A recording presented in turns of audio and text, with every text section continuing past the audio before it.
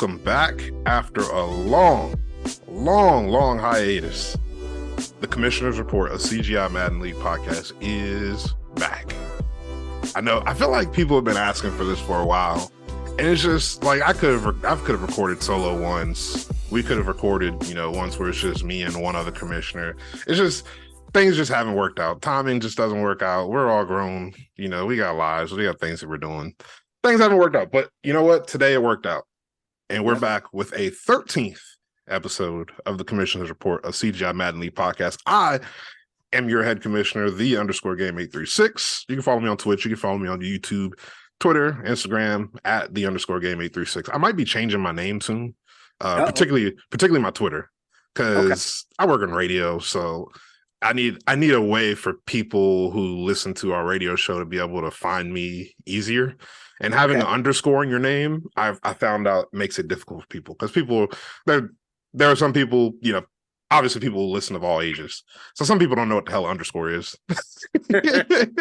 Other people just forget that you say underscores in your name, and they're like, is it after the? Is it after the game? Where is it? So I might be changing my Twitter name soon, but the rest of my social medias I'll probably keep the same, but I don't know. We'll see what happens. I'm joined by one of my co-commissioners, a member of the commissioners board. Everybody knows him as Brother Wakanda. I don't know how to pronounce your PSN name though. If you want to just stick with Mad 88 Titan Thing. There we go. That works. Like you said, heard the man. Like, what is that? Like, it's deeper than you think. We'll leave it at that. Mad 88 Titan Thanos, otherwise known as Brother Wakanda, is back on the podcast and back on the commissioners board after a year off from Madden. Welcome back, bro. How you doing, man? Man, I'm doing good, brother. It's good to be back. It's good to be back doing the podcast. You know what I'm saying? Because it's different when we talk in the chat, but when we get on the podcast, this is what we do. This is what we like to do. So it just feels good to be back. Feels good to be back. Yeah, I mean, I'm not gonna make any proclamations or claims that we're gonna do this, every week or anything like that, but hopefully we can at least get a couple episodes in here and there, for sure, in between seasons and stuff like that. So I think this is a good time. I think this is a good time to do one. It's our second season. We're about to go into our second off season here soon, where we're actually going to be able to do the off season, and we'll talk about that here in a minute, why we haven't been able to do an off season yet.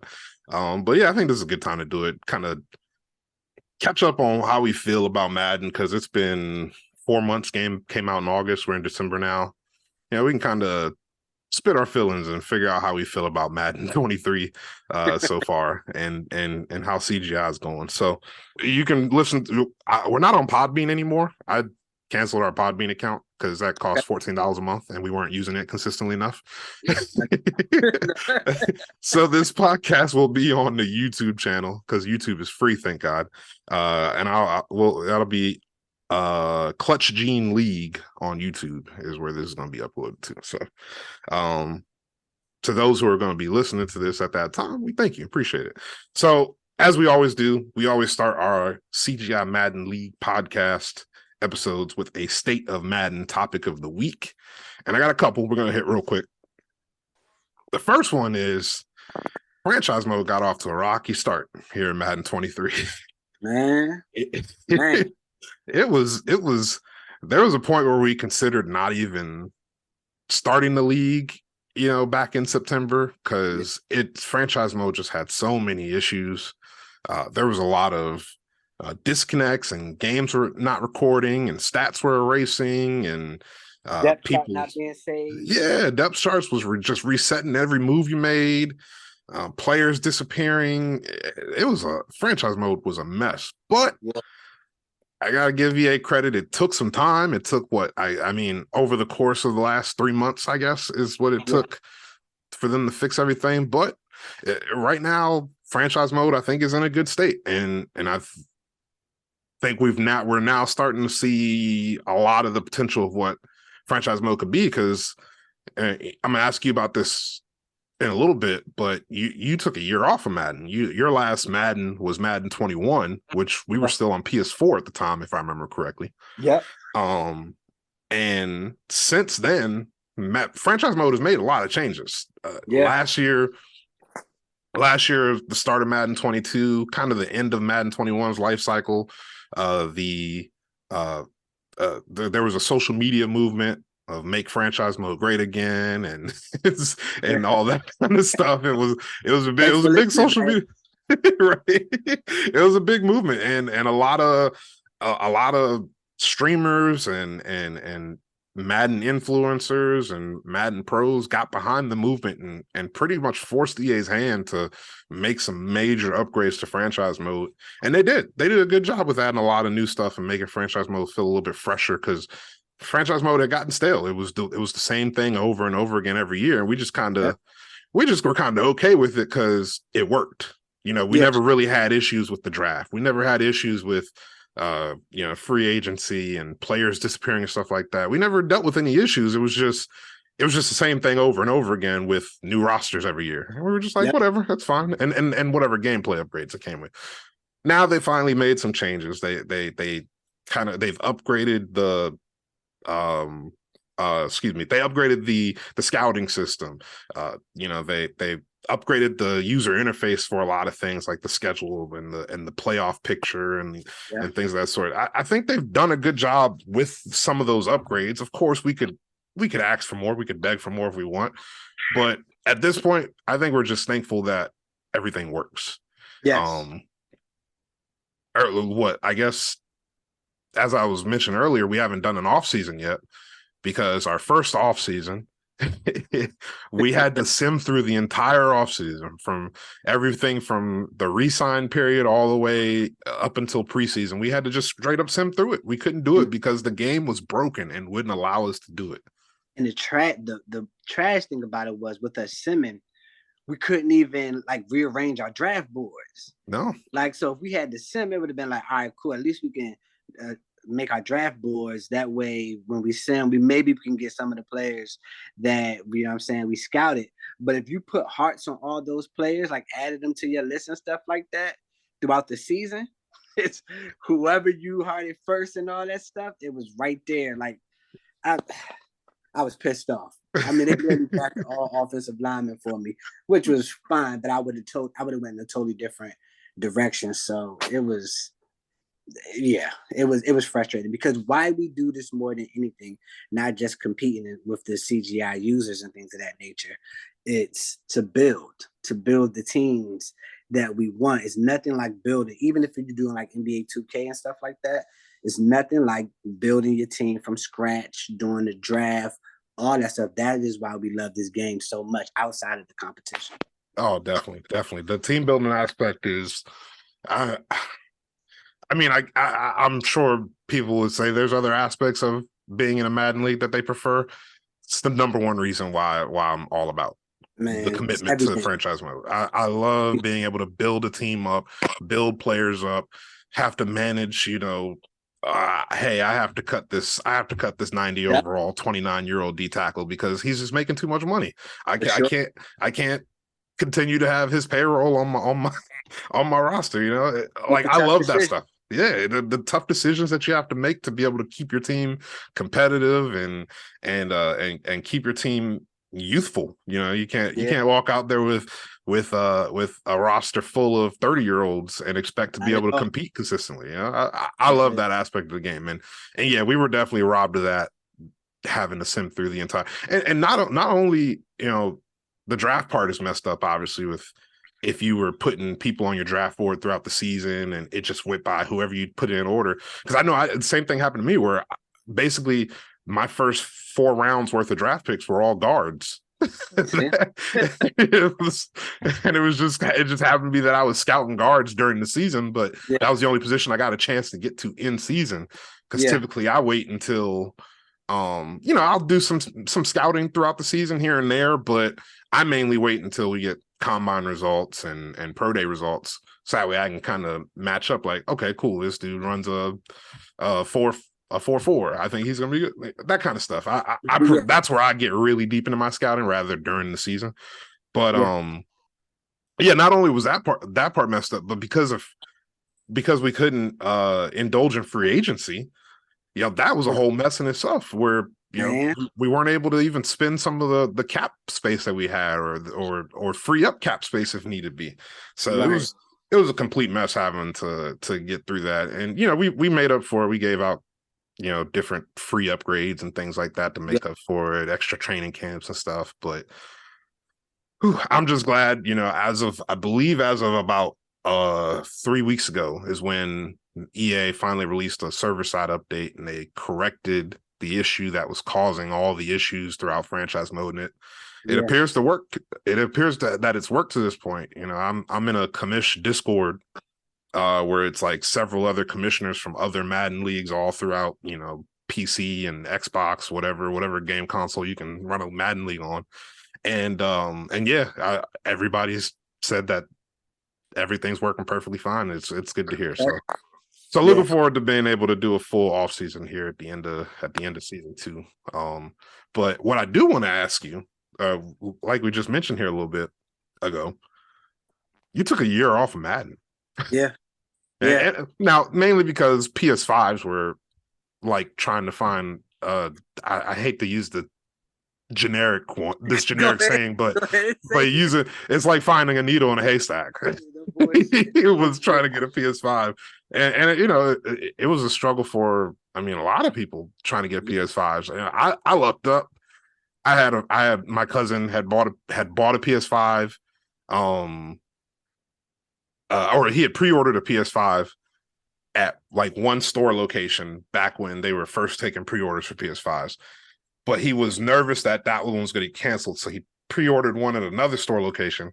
Nice. And neither one got canceled. And he was like, "You want to take this one, and I'll get this one?" It's like, sure. I don't have to put any work to get a PS5. I'll just hand you the money, and you bring that PS5 to my door. We all good. And so I got lucky, and it seemed like a lot of that, where a lot of people who got PS5s early on in its existence got lucky. Yeah. Other people weren't as lucky to get PS5. So with that, you took a year off. So I'm trying to think, Madden 21 was the year we went kind of short, right? Didn't we only do 3 seasons of Madden 21? Yeah. So that year 304. It was so I think we started a 4th season and we never finished it. Yeah, because the game was ass. It was that. Yeah, that was a rough year of Madden. It really was. So if I remember correctly, Madden 21 CGI, the first CGI bowl that year was Don versus Cam. Okay. The second bowl was Don versus you. Yeah. Two scrubs now. We're 2 scrubs. And then the third and final bowl that year, typically we make it through 6 to 7 seasons, sometimes 8, but that year, like I said, was Madden 21 was just a torturous game to play, and that was also during COVID. I'm pretty sure as well. So I don't know. I think we were just losing our minds because we were stuck in the house and playing a terrible Madden game. And there was just so many other options, like moving on to Call of Duty and other stuff, 2K. Everything was just so much better than playing Madden while you're stuck in the house because of COVID.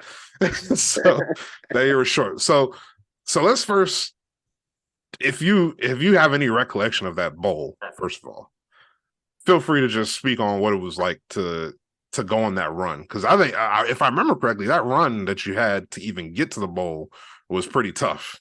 Yeah, and you persevered. It was a hell of a run. It's in the past, but it was a hell of a run because I had AJ first. No, did I play Dizzle first? Ooh. I had Dizzle. AJ. I know you definitely played both of them. Okay, I don't remember which one you played first though. It was either AJ Dizzle or Dizzle AJ, and then I played D-Bev.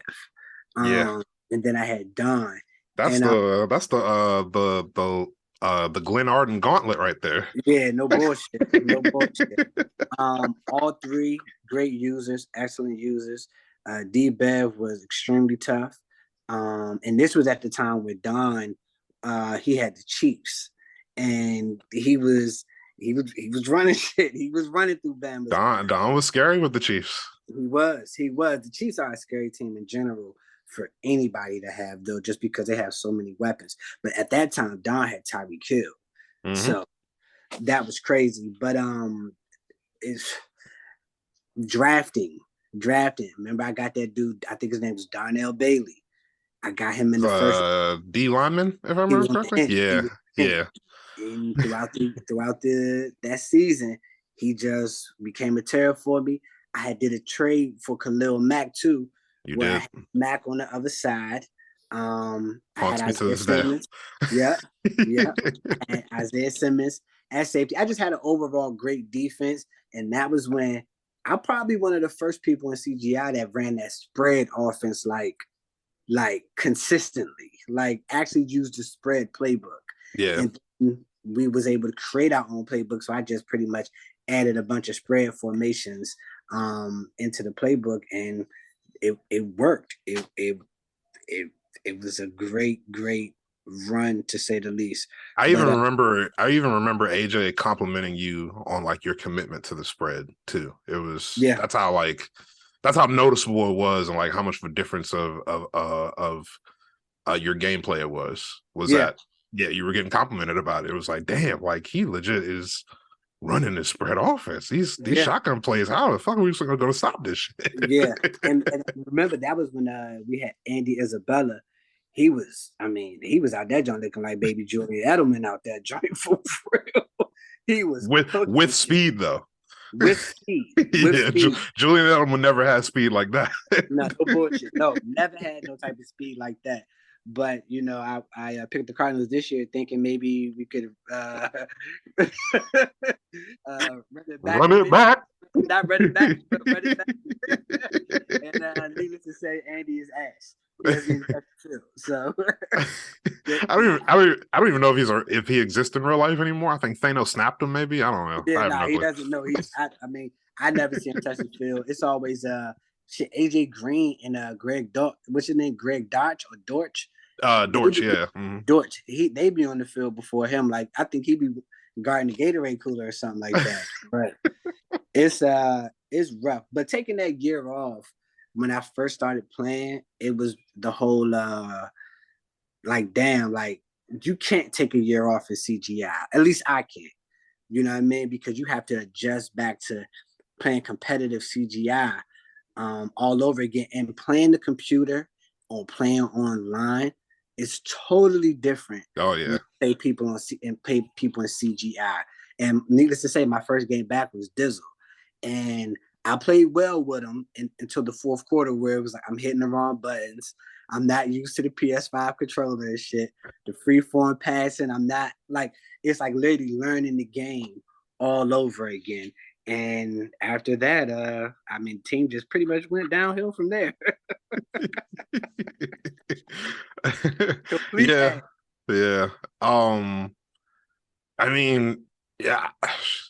I just remember like how tough it was readjusting to playing competitive Madden, going from us shortening the Madden 21 year, and we only did 3 seasons, so I think that means we ended probably like February-ish.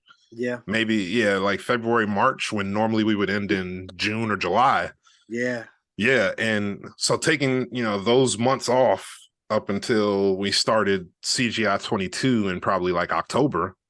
It was a huge adjustment. So I can't even imagine taking from that time off all the way through up until Madden 23. Man, that had to be a tough transition. I get it. Yeah.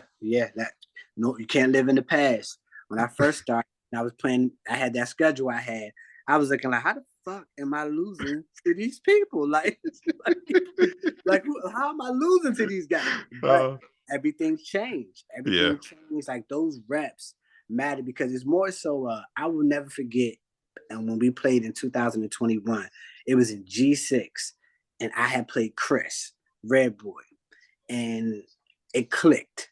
Everything clicked. I'm like, this is how you play defense. This is how you play offense. This is what you have to do, because Chris was elite at the time. So it was like, this is what you do. And I was in a rhythm ever since then.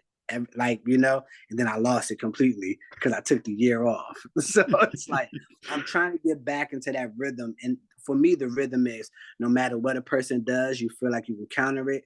You know what to do. Even if you lose, it's like, all right, if I play them again, I know what to do, what not to do. I'm talking about that type of rhythm where you just know no matter what, you can compete. No matter who you're playing against, you can compete in some way. I love that you said that, where like you played it took you to play a certain person and have a certain type of performance, a certain type of game for it to all click. Because I think that is true. You know, now there are some people who are just naturally gifted on the controller. Yeah. And just pick up a controller and you're you know, you're Thanos with the Infinity Stones just because you picked up the controller. Yeah. That's our second Thanos reference, by the way. And and I'm trying. I haven't. Well, I definitely haven't had one of those games quite yet this year in Madden 23. But I've felt that before, though. I felt that in Madden 22. I felt that in Madden 19, because 20 I was terrible in 20. I felt that, where actually, you know what? Madden 20 and Madden 21. Madden 21 and then into Madden 22 is where it clicked for me. In Madden 21, that second season, I drafted that quarterback that he was big 6'6" slow dude. I think I ended up naming him Tyson Rhodes. But he had like 96 throw power as like a fifth round draft pick. And I started him from day one, even though he was under 70 overall. Started him from day one against Kid in week 1. Threw for 5 touchdown passes. And I was like, oh my God, did I just figure this out? Did I just figure out Madden? Do I get it now? Yeah. Now, I didn't go on to have that much success in Madden 21. And like I said, we ended it early. But some of the things that I learned about throwing in Madden 21 were able to carry over into Madden 22, like the ability to be able to throw touch passes. Madden 20, you used to be able to, Madden 19, you used to be able to throw touch passes by double tapping whatever receiver button you wanted to do. In Madden 20, they changed touch passing to where it was pressure sensitive. So if you wanted to throw a touch pass to square, you had to press and release the button properly to get a touch pass. If you held it too long, it would be a bullet pass. If you didn't hold it long enough, it would be a fucking lob pass. And in Madden 20, I just couldn't figure that shit out at all. And I had Deshaun Watson. I couldn't figure it out for the life of me. It was terrible. It's the worst. It was an awful transition. Madden 21, once I got that quarterback, it was like I figured it out. And then I took that into Madden 22, and I didn't make a Super Bowl, but I had a decently successful run throughout Madden 22 for the most part. That's all that matters, is just understanding everything clicking. And then also remember this, bro. Remember how much time we used to put into the game, bro. Like, I mean, multiple leagues. You remember we used to be in multiple leagues, bro. I can't do that anymore. Me neither. I can't. I don't have the time to do dog. It was a time, it was a time where I was in like 5 or 6 fucking leagues, bro. Oh my goodness. Literally it was work Madden. Because remember when we used to be at the office and shit like that, we'll be watching film. Like, you understand what I'm saying? Watching film and all that stuff. And then our boss would come over our shoulder and tease us because we're looking at Madden videos. But we didn't give a shit. You're not a part of his life. He didn't understand. He didn't understand the grind. It was fun. It was a grind. But like now I don't have the I would do a second league, but that's it. Like, but I'm not pressed to do a second league, but if it came on my doorstep, I would entertain it. But it's it's crazy how we used to go hard for CGI. Like CGI, we was legit like trying to compete. So can't do it no more. We old geezers now. Yeah, we're washed up. We're washed up now, which is fine. Yeah, whatever. Able to pass this. We each got our bowl. So yeah. But what's so crazy though? Because this is the most wide open CGI has been in a long time. Like outside of Psy, it's wide open. It's wide open. Like Psy is like the top guy right now. Mm-hmm. Outside of him, it's open. Remember Yeah. before, it would be like 5 motherfuckers that you had to worry about to get past. Yeah. AJ, Don, Kid, D Bev, Red Boy, Watt. Like it was a Yeah. ton of people where it was like each round you had to bring it. And there's some names you're forgetting in there, like Yeah, Nick for P sure. and Cam and Yeah, I forgot him on purpose. Yeah, I'm oh tired. well, I'm tired of the trick. I was you're right. tired. I might delete that actually. Nah, don't delete it. Keep it because they both were too. They were. Say what you want. Say what you want. I know how the overall chat feels when it comes to them, but at the same time, I mean, they was kicking ass. They were a thing, So it was the gauntlet, but now it's wide open. But we'll talk more about that later on in the podcast. But yeah, it's open. It's wide open. It's wide open. Well, let's get to that because I think that closes the book on our State of Madden 23 topic of the week. So let's get to that. You kind of I like what you're saying as far as it feels like CGI is probably the most wide open it's ever been. I do agree. I think Sai is number one dog. He just won the bowl. He basically had an undefeated season last year. I think he had one simulation loss. Or actually it was a forced loss. He had one forced loss to the Falcons because of course. And it was an unfortunate situation why he had to get the forced loss. But if he wasn't for giving up a forced loss, it was very likely he was going to have an undefeated season since he ran all the way to the bowl. That's crazy. And that's hard in CGI. It's hard. It's hard to do. It's a hell of a run, especially in season 1 of all things. When your team is, I mean, the Commanders roster to start is good. It's not great.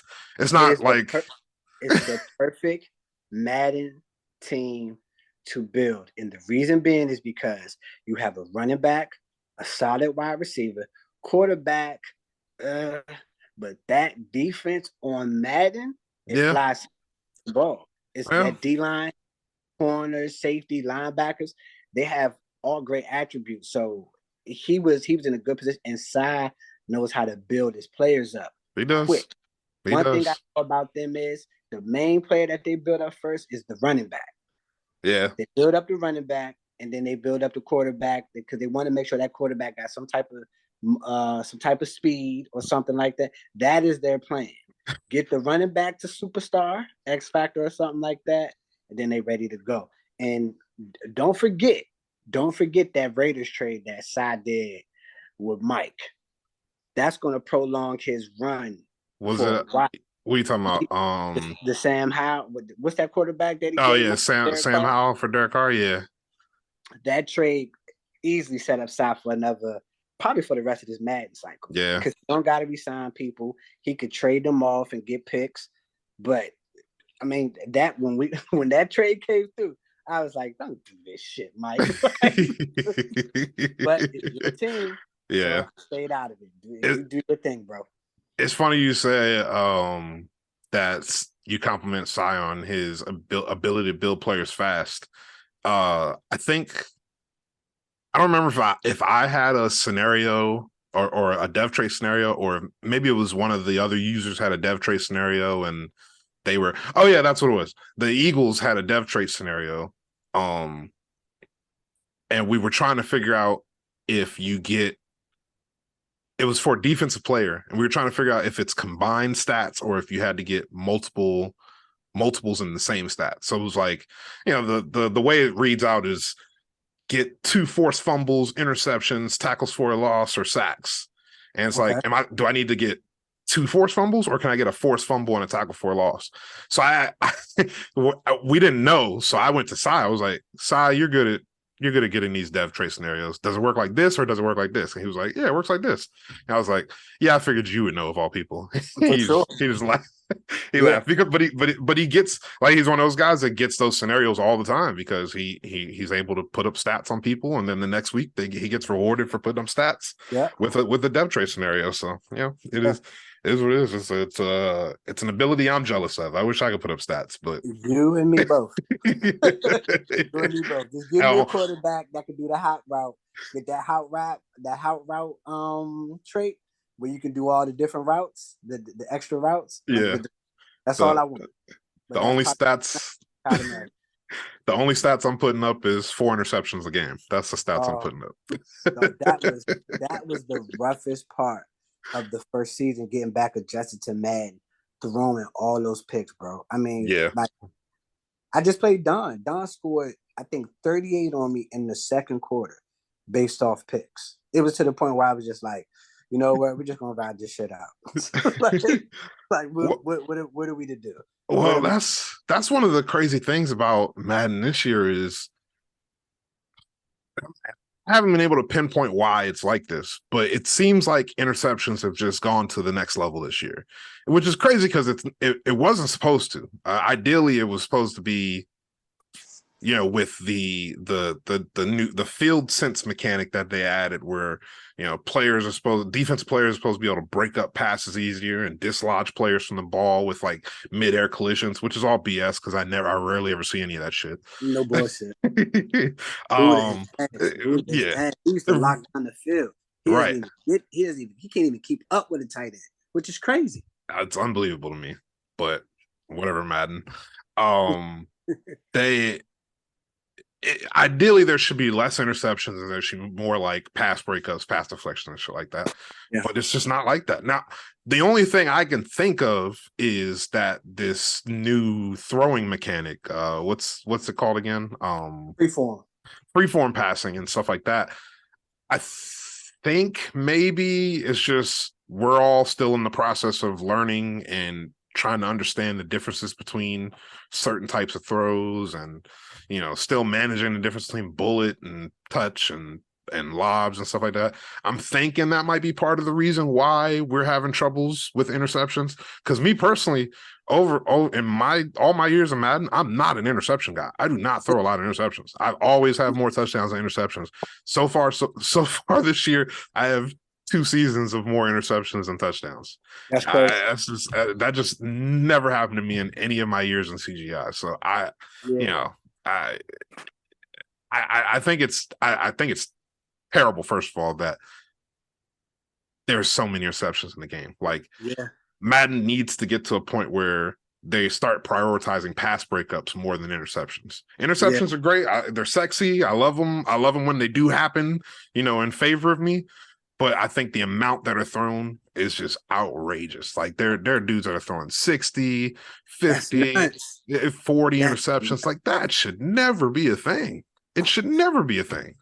Unless you're literally just out here blatantly throwing it directly to guys. Exactly, bro. Exactly. The amount of interceptions have got to cut down in Madden. And I wish there was a way to ensure that would happen. We just don't know. We just never know. Nope.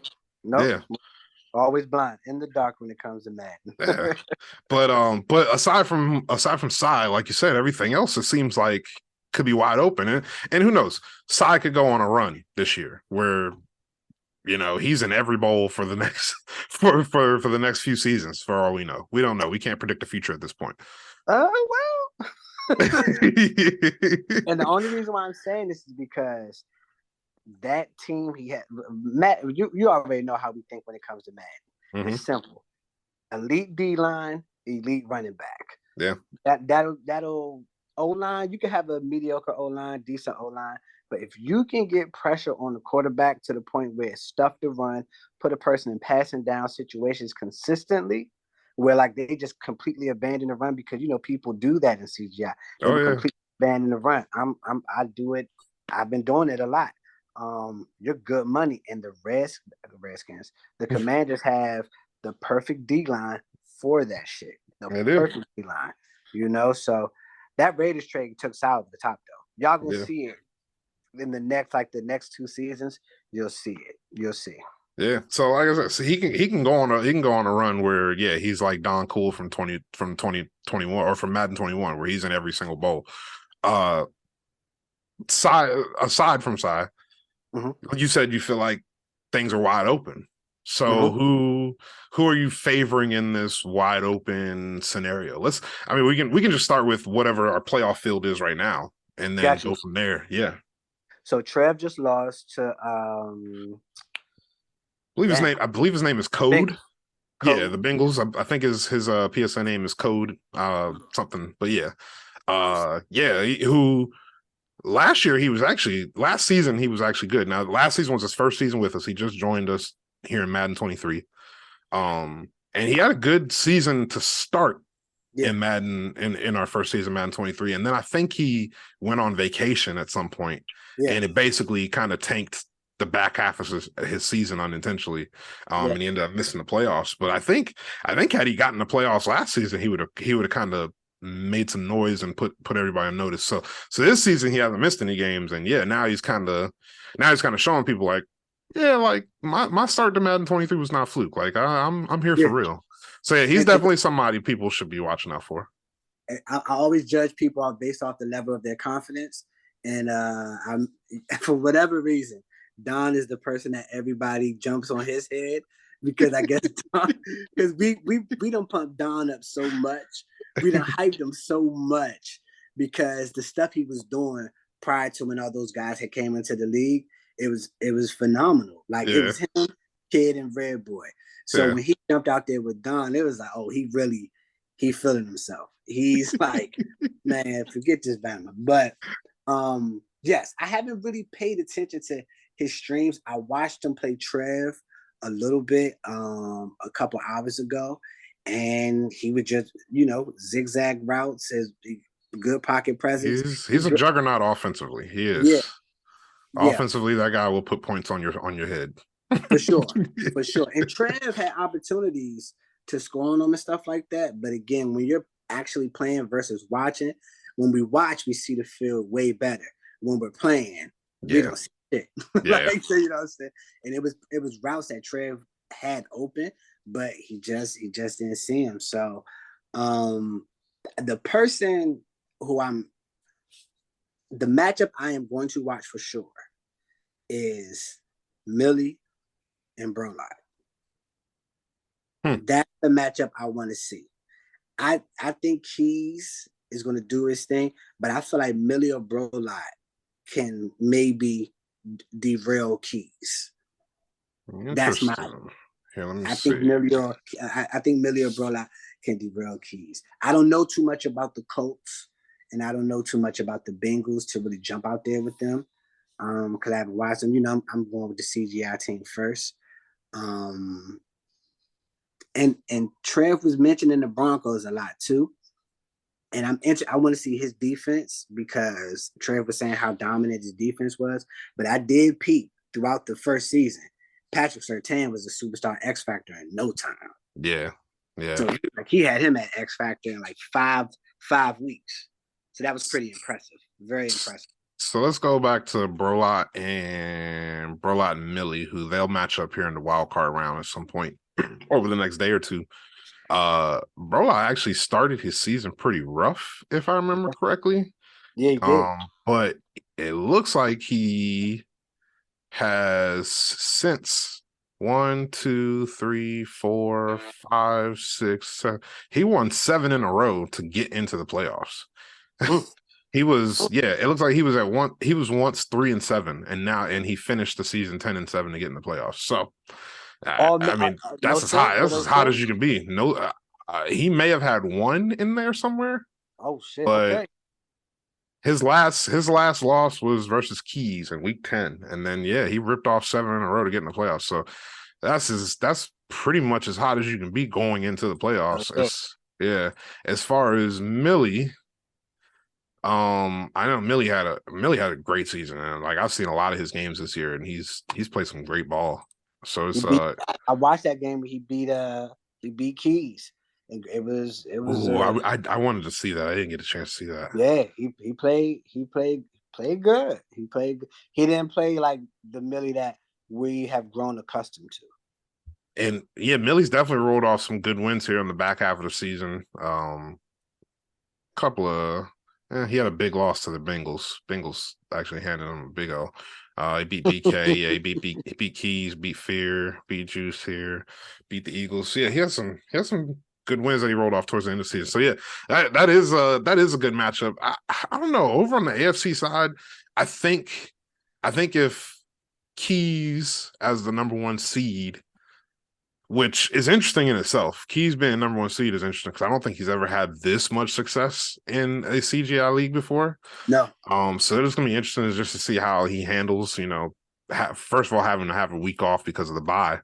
Yeah. But two being, like being looked at as the top dog over there right now. I'd be interested to see how he'll handle dealing with either the Bengals or the Broncos. He won't have to see the Bengals until the AFC Championship if they both get that far. Okay. But it does look like he's got a likely date with the Broncos at some point. And the Broncos is my former division mate, Jackson. He used to be in my division in Madden 22. He was the Cardinals last year. And we had back and forth affairs. I think we've met in the playoffs a few times. So there was a lots of times where we played 3 times a season. And yeah, he's overall he is pretty tough defensively. You can tell he's friends with Cy. It's crazy they all play the same. It's like they sit in a room and practice and study like they have classes. Because it is weird how all of them, they play the same and they build the same.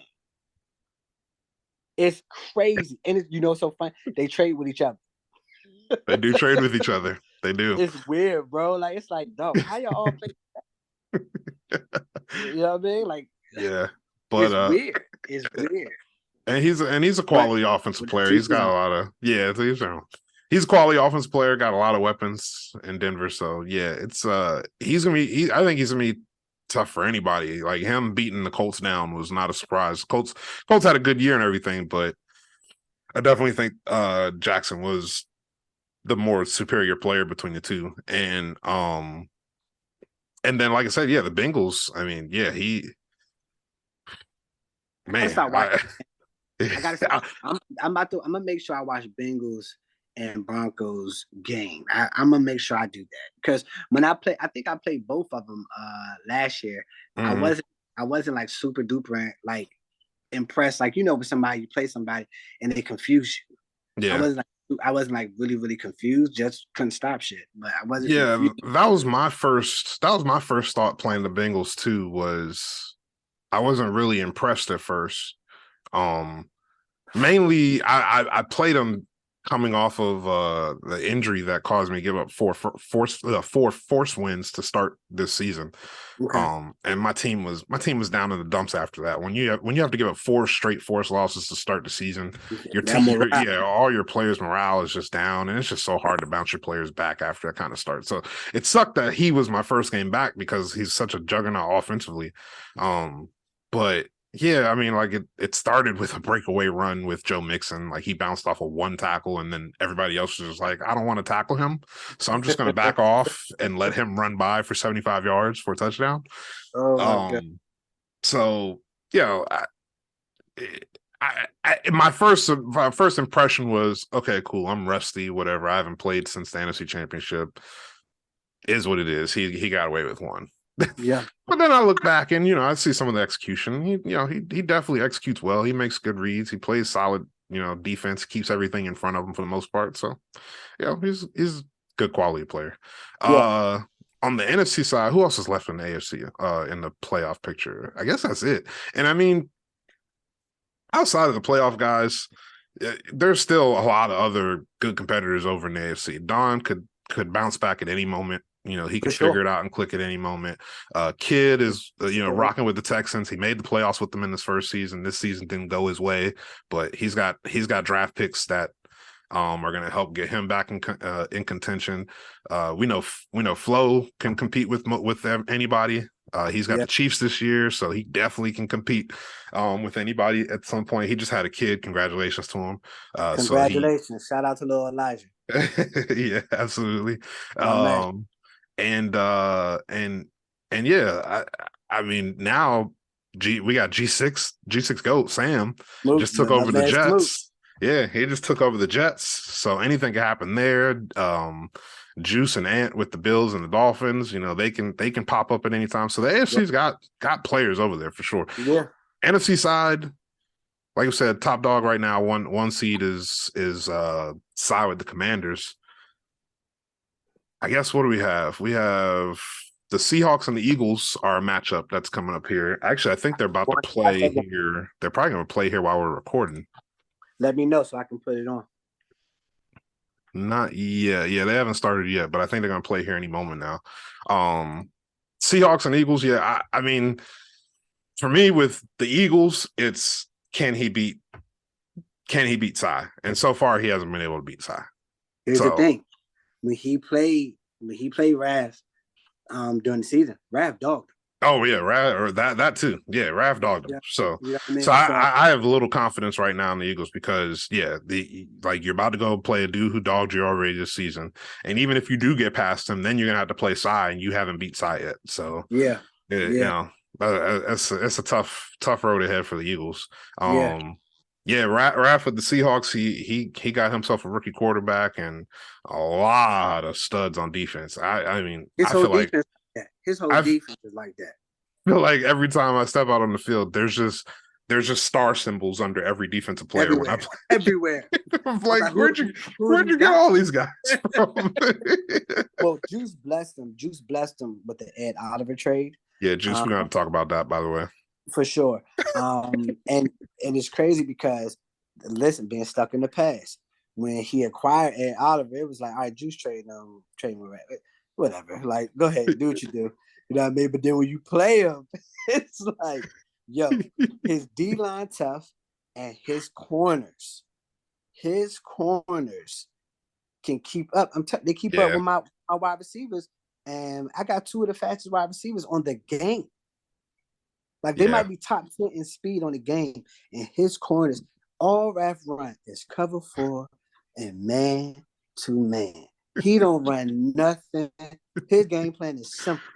And he be locking up offenses like it ain't nothing. Yes, but he don't send no blitz. He'll rarely send a blitz, but for the most part, it's man or cover 4. And he be locking up shit, bro. Playing him was very frustrating. He made me realize, like, yeah, you some ass. You got work to do. You got work to do. You got a lot of work to do. You got to get back in here and get back to your old ways at all. Yeah, it's the Seahawks definitely a tough matchup, and now he's got a quarterback back there. He looks confident, and he should be competitive for the rest of the way. Also, another matchup here that already happened was the Lions and Packers. Mm-hmm. I want to say this is 2 years in a row they've played each other 3 times. I'm pretty sure they were a wild card matchup last season too. That's tough. That's tough, but Packers pulled it out 21-20 with a go-ahead touchdown as time expired. That shouldn't have happened, but congratulations, Dave. The 4-leaf clover continues to be up your ass, so congrats. I mean, Dave has kind of underratedly had a good run with the Packers so far. He had a 13-win season last year. He had a 13-win season last year. Was number 2 seed. He has a 12-win season this year. He's number 3 seed. So he's had a good run too. I mean, if you would think he'd be a good matchup to potentially, battle with Cy in an NFC championship. Mm-hmm. But I don't know. Sometimes he's so goofy. You're just like, I don't know. when you play Cy, you gotta play mistake-free football. You do. Which is tough in Madden, and you gotta stay committed to the run, which is tough because he has that goddamn D-line. Their D-line tough. Their D-line is tough in real life without Chase Young. It is. On Madden, they have Chase Young, who's a superstar X Factor. You know what I mean? Yeah. So, which I don't know how that's possible since he doesn't play football, but whatever. He got blessed. You know what I mean? But so I'm interested. I'm interested to see who's going to give Cy a run for his money because the playoffs are never really a cakewalk. But it'll be interesting to see. I want to see what them Seahawks do. If the Seahawks could make a run, I'm interested to see what the Seahawks can do against Cy. Yeah, I would think defensively his team should be able to match up with them pretty good. For sure. You would think so. Sure. For sure. Um, We got to get to our boy, our brother. yeah, and then the last NFC matchup that's scheduled would be the Falcons and the Panthers. This would be their third time playing this season because well, I guess their second because they let their Week 18 game sim. But Solution, one of our fellow members of the Commissioners Board, had a 13-4 season. Meanwhile, the Fear with the Falcons had a 9-8 season. Typically in this matchup, in this Fear versus Solution matchup, Fear kind of has always had Solution's number, but I mean, this has been a hell of a season for Solution. He's, I think, what we were talking about earlier, where you said you had the moment where it kind of clicks, and you just kind of figure it out on both sides of the ball. You figure out what works for you, how to operate your offense, how to keep things in front of you on defense. I think Solution had that this season.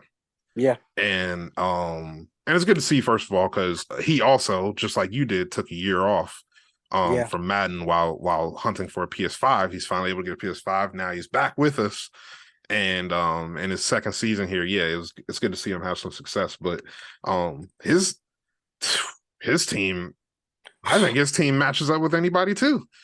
His team, the Panthers are another one of those teams on Madden. They are stout across, but the only weakness they have is a quarterback, and he made a good trade, bro, man, and got a young guy in Malik Willis. Malik Willis, and when he did that trade, I was like, remember we was talking, we was like, that was a good trade for you.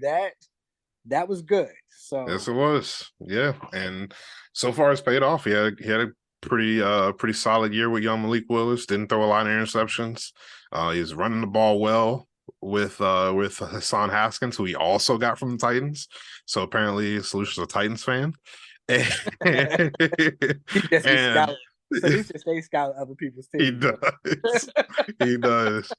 Oh man. And and then as for Fear had a good season passing with Ritter.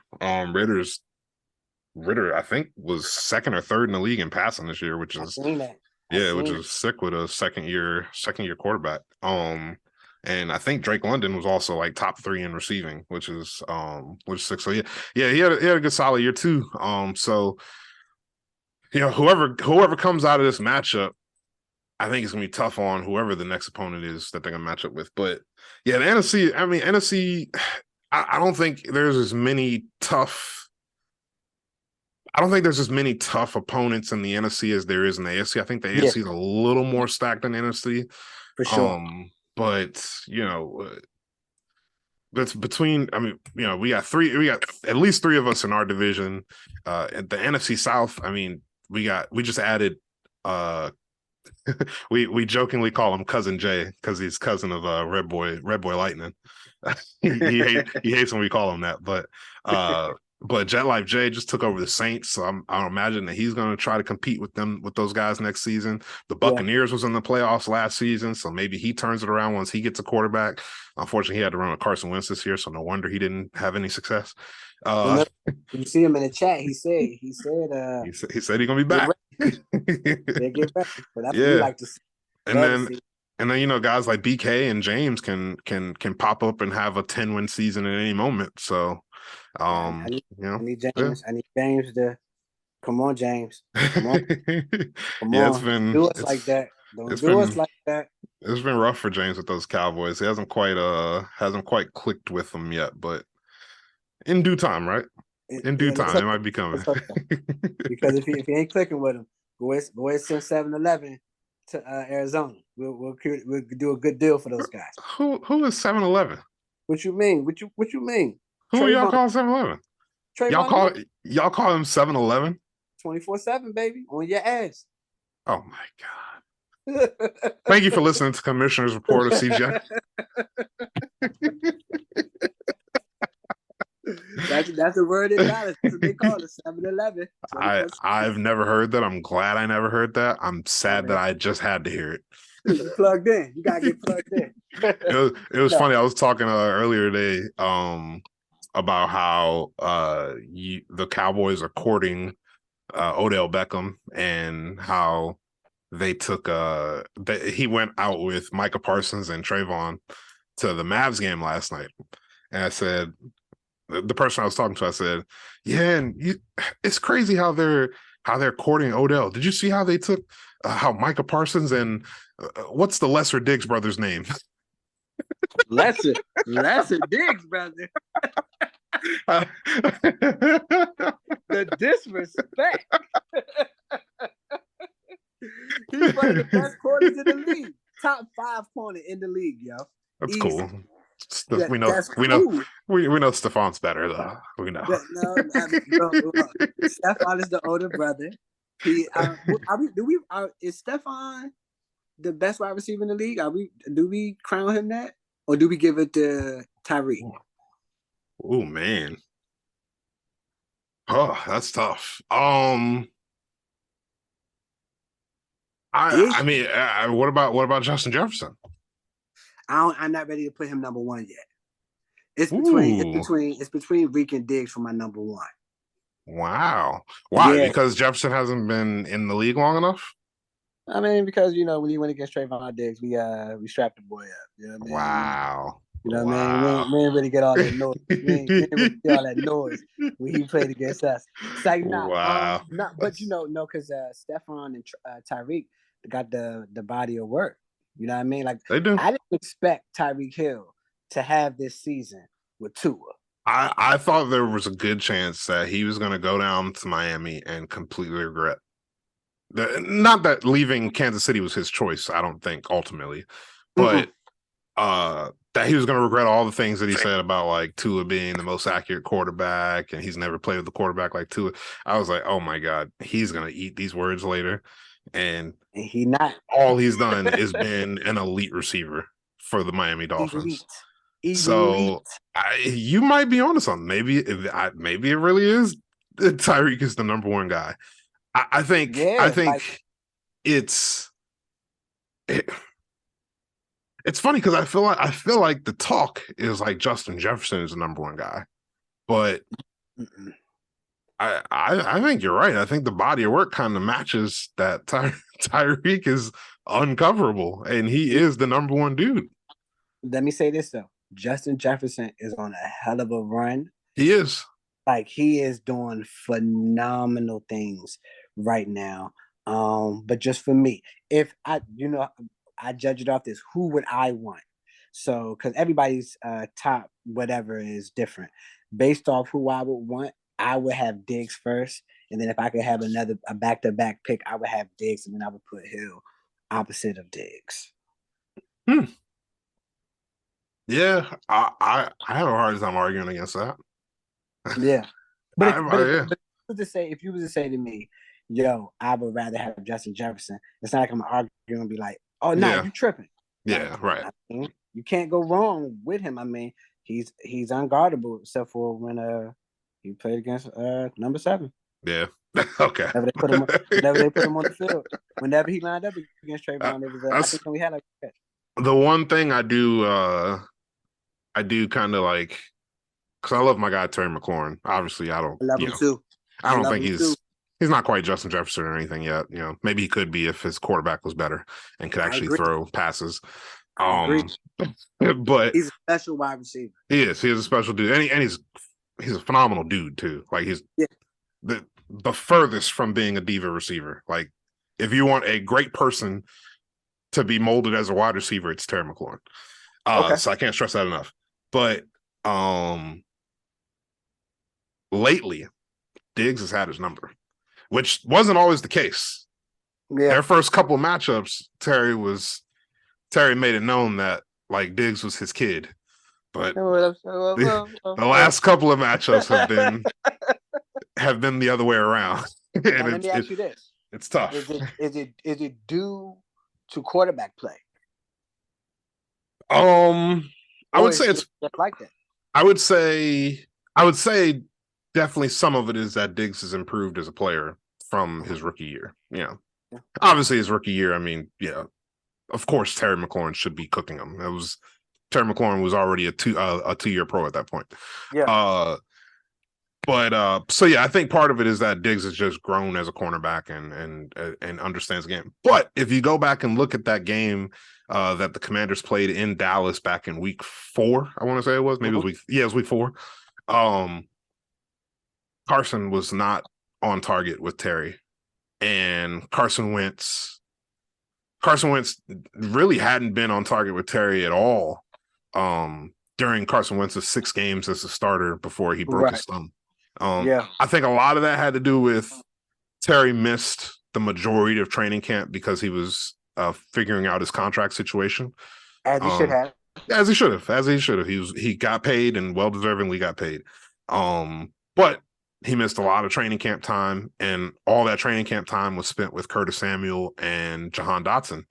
And it showed on the field during those 6 games. Yeah. It showed on the field during those 6 games where Carson was clearly in sync with Jahan Dotson. He was clearly in sync with Curtis Samuel. And those guys got a lot of touches, and everybody was like, what's going on with Terry? How come Terry isn't getting any looks? All of a sudden, Carson Wentz goes down. Taylor Heineke comes in. Taylor Heineke has that connection with Terry McLaurin. He knows how to find that guy. Now, the passes that get to Terry, a lot of them end up being hospital balls. A lot of them end up being hospital balls and floaters, and Terry has to put on the cape and make it look better than it actually was. For sure. I mean, the one in Indianapolis where that was Terry McLaurin's homecoming game. He's from Indianapolis. He had bought like 100 tickets for family and friends from the area to come see him play.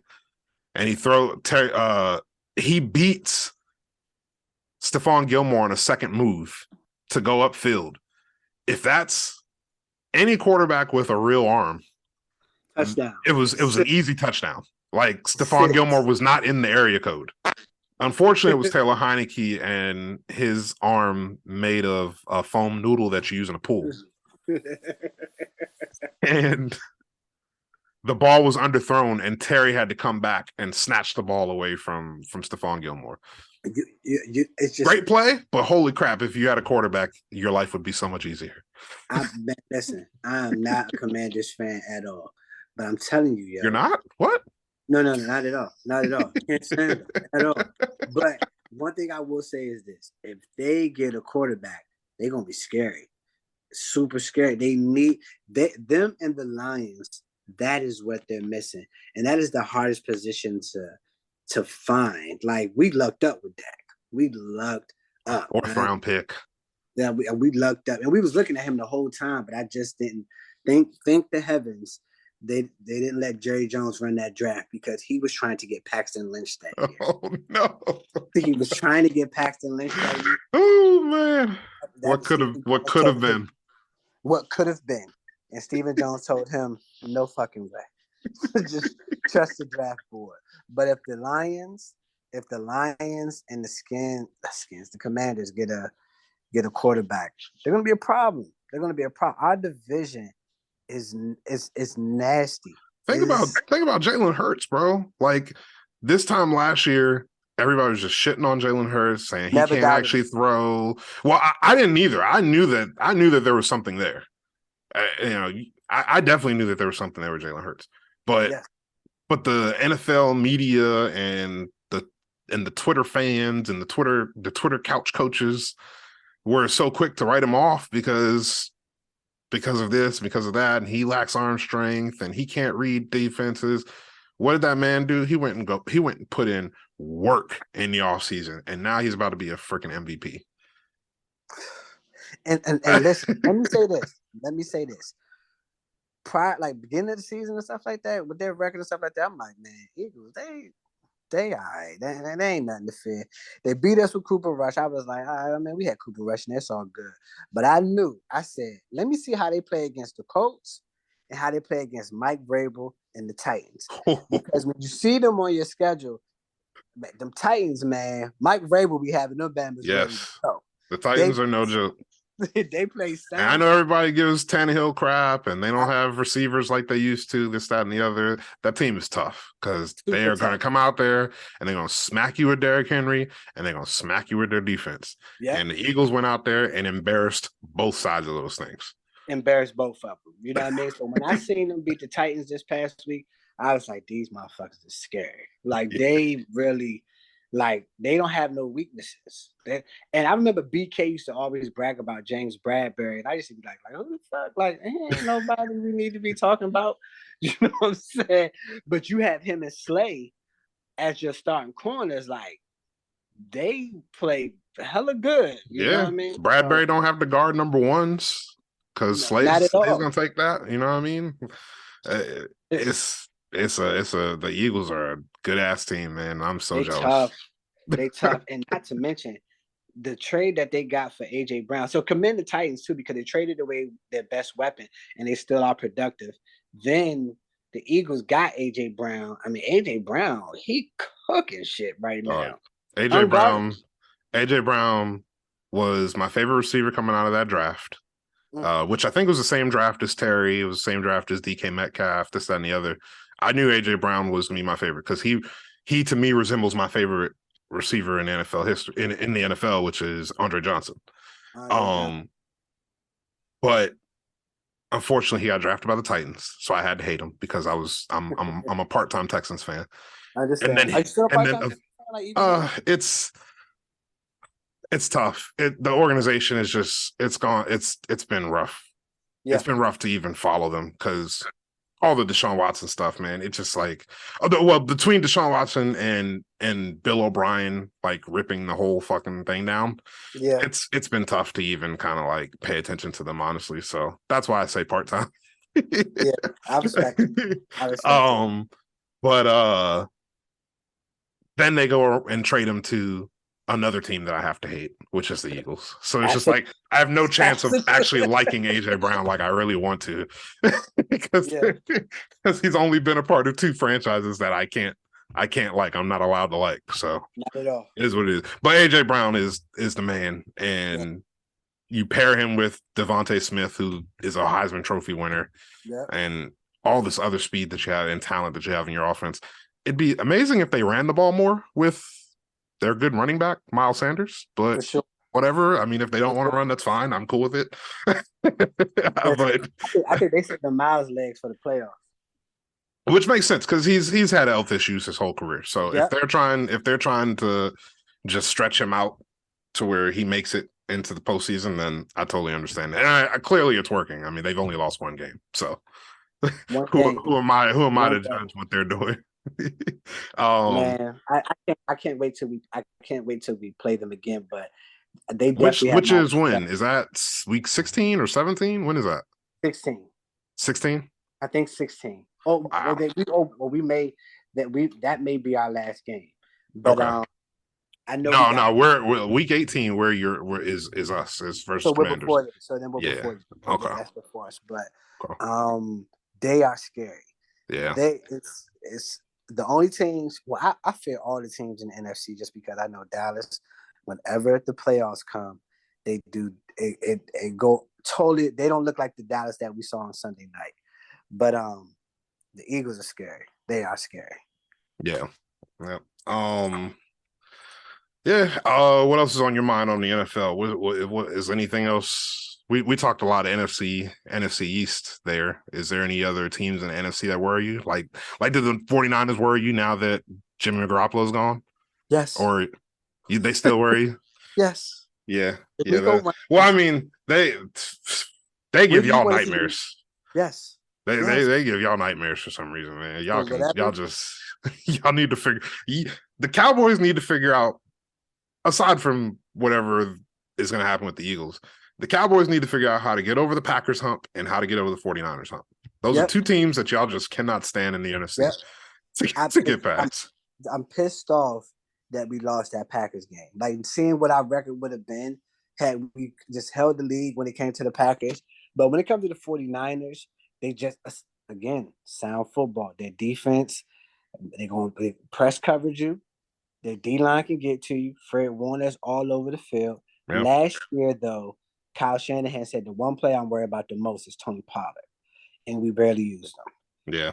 Now, this year, if we were to meet them in the playoffs, Kellen Moore would be dumb not to keep using Tony Pollard the way that he's been using him. You know what I'm saying? So, it's 49ers. I feel like the Vikings would be on some big get back. You know what I'm saying? If we played them again. I question if the Vikings have that in them though, which is Yeah. weird to say because I think they're like 9-1 in one Games score decided under games. like 7 points. Yeah, Under which 7 is points. completely opposite of what they were last year. Last year, I mean, if they won one score games, they would probably be just as good as they are this year. But I don't know. I do question if the Vikings have that get back in them. I'm not quite sure if they do, and it sucks to say it like that because I mean they're 10-2 at the end of the day.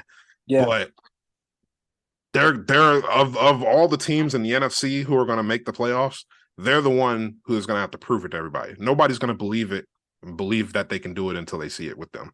Everybody else, if the Niners go all the way to Super Bowl with Brock Purdy, nobody's going to be surprised. Cowboys go all the way to Super Bowl, Eagles go all the way to Super Bowl, nobody's going to be surprised. If the Vikings go to Super Bowl, nobody's going to pick them. Everybody's going to be like, well, I mean, they're going to lose to this team. They're going to be underdogs. They're going to need to prove it. The Vikings are going to be the team that everybody's going to shit on the entire playoffs. For sure. You know, as far as predictions and stuff like that.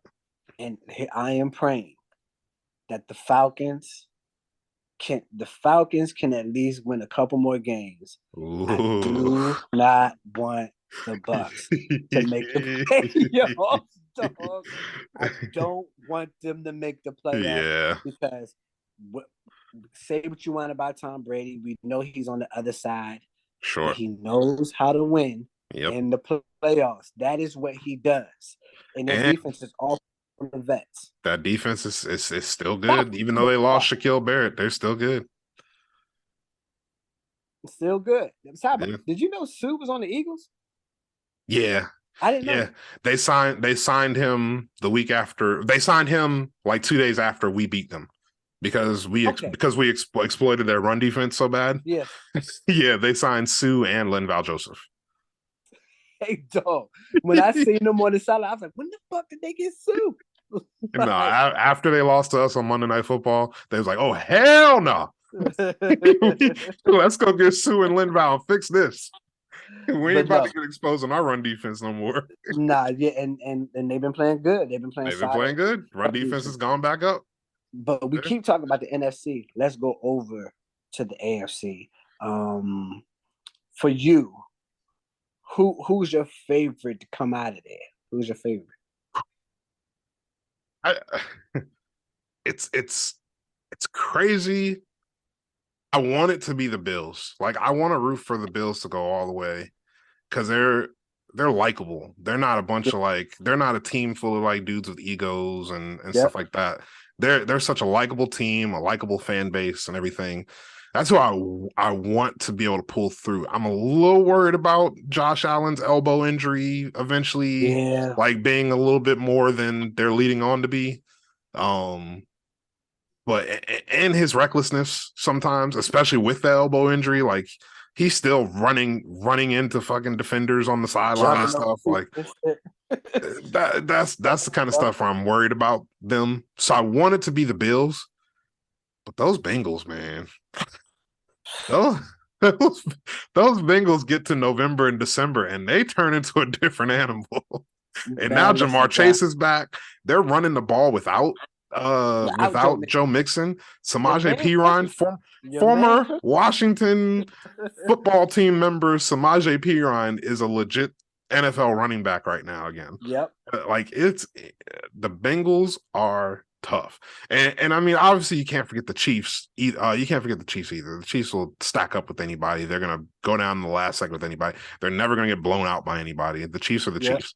So they can get there too. But I think all of the teams in the AFC are worried about the Bengals right now. That's what I think is happening. Should be. Yeah. As you should be. I also think this next Saturday is Miami at Buffalo.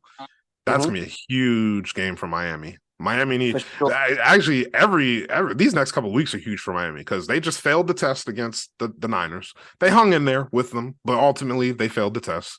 The Niners defense was too much. They wasn't supposed to lose that game though with Jimmy going out. Right.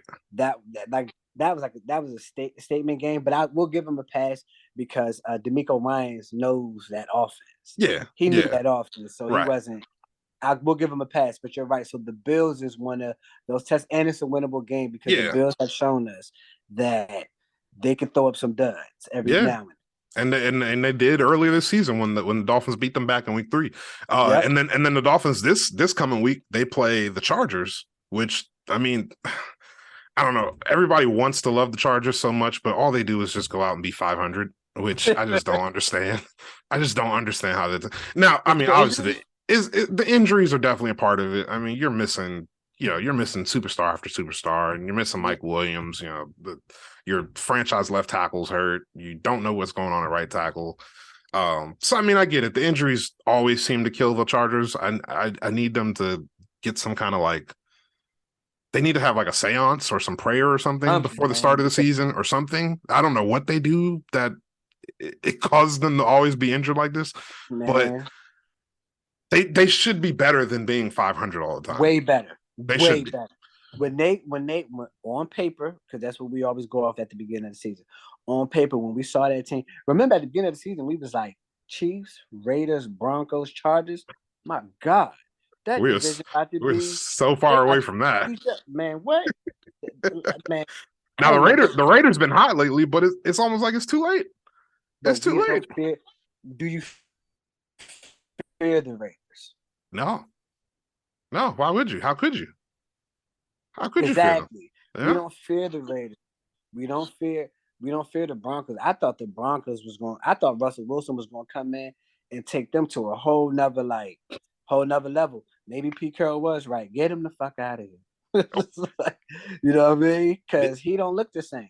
He does not look the same, bro. I want to come back to Pete Carroll, but so the Dolphins have a big test against the Chargers this week. Then they'll have the Bills the following week. So these next couple of weeks are huge for the Dolphins because for a while they were looking like super scary, and I still think they are scary, but But this 49ers game is definitely going to leave a little stink on them where it's going to be like, Tua wasn't looking all that good, Defense was getting kind of cut up by Brock Purdy. That left a little stench on them. But AFC, and of course you can't forget the Titans. Nobody's ever going to pick the Titans to go far, but they're going to slip. They're going to mess around. They're going to beat somebody in the wild card with a home playoff game. It's gonna happen. They're gonna get to the divisional round, and they're gonna scare whatever team they get to the divisional round with, and we'll go from there. But ultimately the Bills is who I want to see go all the way. But I think the Bengals have a repeat run left in them, though. Ooh. The way that they're playing the way that they're playing, they have a repeat appearance in the Super Bowl in them. For sure. I just want to see Diggs hold up one. I just want to see him hold up one, like as a receiver. He might be my favorite receiver in the league, outside of CD, of course. But I'm talking about, I fuck with Diggs. Route running, catch. He got the swag, fast. Like he's a complete receiver. He can come across the middle, can take a hit. He's just a complete receiver. I would love to see him hold up one. But you're right. Them Bengals, last year we thought it was a fluke. But this year, can't say that because the Chiefs are, in our eyes, one of the most dangerous teams just because of Mahomes and their ability to run that offense. But whenever they play Mahomes, they be on his ass. Like they just do something that no other team can. It's insane. Yeah. Whenever they see him, they be like, we don't fear him. They don't fear him. I wanted to go back to Pete Carroll and the Seahawks real quick because we didn't give them any love. Okay. They're currently in the 7th seed. How happy are you for Geno Smith? Team.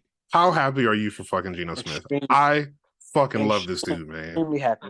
Yes, bro. Extremely happy because let's be clear, he was cheeks for a very, very long time. He wasn't the hype that he came out of college with. Of course, right. When he came out of West Virginia. He wasn't the hype because they were talking like Geno was going to be, you know what I'm saying? The guy. The next jet savior, right.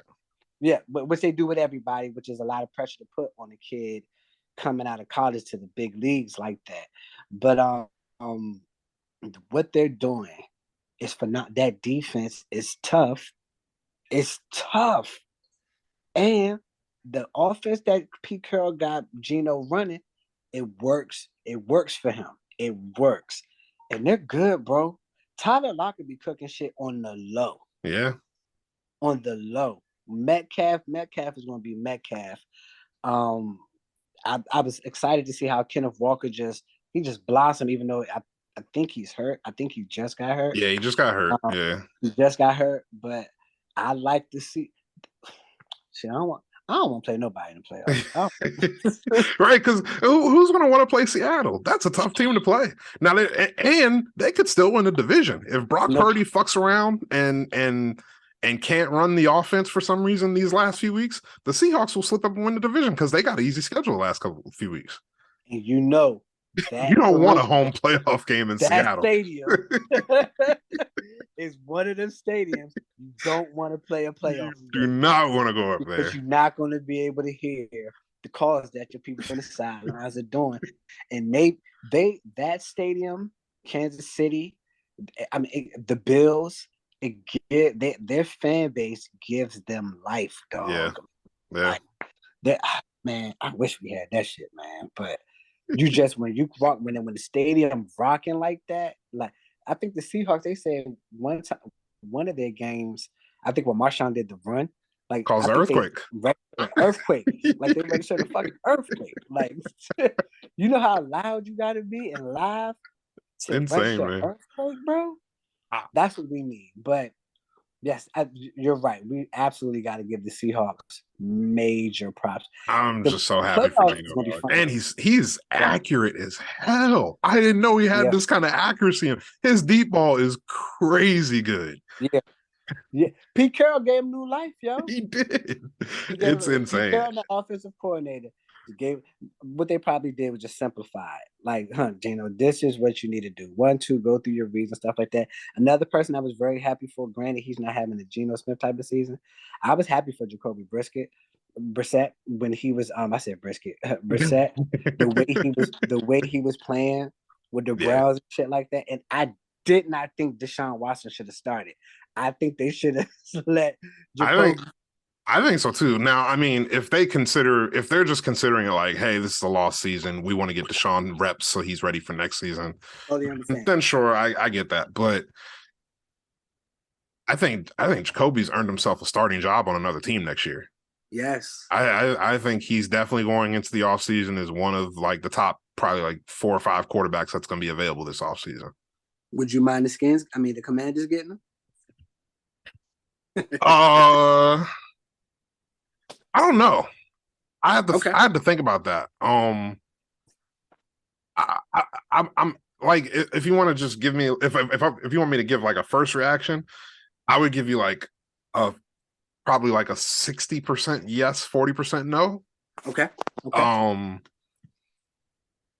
Mainly because I'm just tired of everybody else's quarterback. Like I want my own.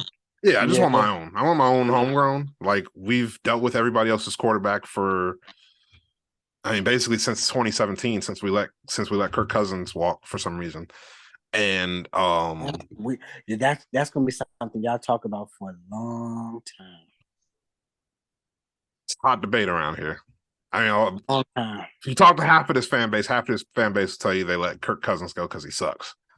You talk to the other half of this fan base, and they're going to say, we should have never let him walk. Like, he's the best quarterback that we've had in our franchise history, probably.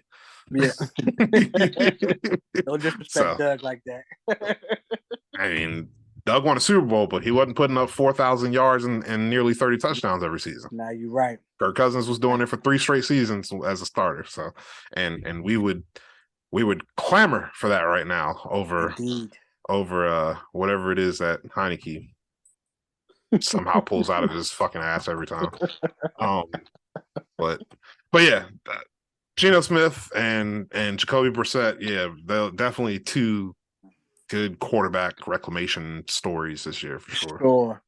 For sure. If you can get comeback player of the year, I think they should definitely share it. Not mad at that. I think they should. Not mad at that. They're playing. When we sent Coop to Cleveland, I know Jerry and I was thinking we just sent his ass to the pits of hell. And I'm so happy. I love seeing Coop thrive out there. I love it. I'm like, Coop, you shine out there. Please shine out there, please. Yeah. So Jerry, you know what I mean? But yeah, man. Shout out to but the playoffs, the NFL playoffs is going to be must-see TV. You know what I mean? Especially for us because we actually like really love and watch football. Yeah. This is shit. We might send 3 bands. We make us send 4. We make it send 4. We're definitely it's very likely we're sending 3 teams for sure. to the playoffs. It's very possible we could send 4 if Seattle slips up, but you know, hopefully for our sakes, hopefully the Giants slip up and we'll just keep it at 3 playoff teams. Yeah. Coming from the NFC East. When it comes to the Giants, they have 2 matchups with the Eagles left. What do you think? Do you think they have any chance against the Eagles? This Giants team. I know it's the NFC East. It's a division game. Anything can happen. This, that, and the other. We know each other. You're not picking the Giants to beat them in either of those 2 games, are you? No, I'm not picking the Giants to beat the Eagles in any manner. But it wouldn't surprise me if the Giants could pull an upset. It would not surprise me. Sure. Yeah. It would. You know what I'm saying? The Giants, it's just like y'all and the Lions. What can Danny Dimes drop back and make them passes? We know he can run, which was like, I'm just surprised at how much running. I mean, he is fast as shit. Like, I didn't realize that he was that fast. Yeah. Like that bad, but when he take off, it's like, yo, hold up. I didn't know he was that fast, but he might have 400 career rushing yards alone against us. like we've played him 6 times and he probably has like 480 yards rushing in those across those 6 games. Bruh, he is yeah. Can he drop back and make those plays? But I love that man. I love him for the Giants. He came in there and he gonna change that. He gonna turn them around. Yeah, Brian Daboll. Yeah.